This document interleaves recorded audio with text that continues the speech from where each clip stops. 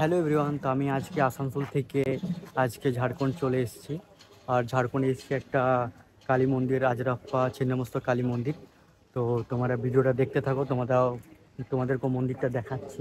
আর আজকে আমি এখানে ফার্স্ট টাইম এসেছি। তো এখানে এসে পরে অনেকেই ভালো লাগছে।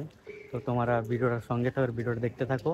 আর যদি কেউ আমার চ্যানেলটাকে না সাবস্ক্রাইব করেছো, তো চ্যানেলটাকে একটু সাবস্ক্রাইব করে দেবে আর ভিডিওটাকে লাইক করে দেবে। কেমন? মন্দির দিকে যেতে যেতে দেখতে পাচ্ছি একটা ছোট নদী বইছে, দেখতে জলটা খুব সুন্দর লাগছে। অনেক লোকজন এসছে পুজো দেওয়ার জন্য। তো এখানে চারিদিকে দেখতে পাচ্ছ পুজোর দোকান, মায়ের ফটো, তারপরে সব কিছু এখানে পাওয়া যায়। প্রসাদ টসাদ দেখতেই পাচ্ছ, দোকান লেগে আছে। তো এটা হচ্ছে কি মন্দির জানা নেই, কিন্তু এটা হচ্ছে গেট। এর ভিতর দিয়ে যাবো আমরা। এখানে 7টা মন্দির একসঙ্গে আছে। তো এখানে ফার্স্টে ঢুকে পড়ে দর্শন নেব।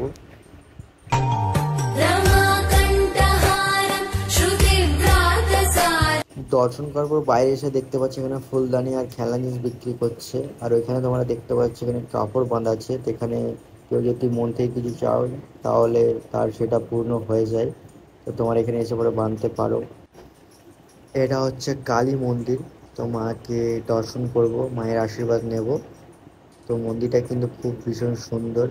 আর এরকম মন্দির আমাদের ওয়েস্ট বেঙ্গলে দেখিনি। তো মায়ের দর্শন করে নিলাম।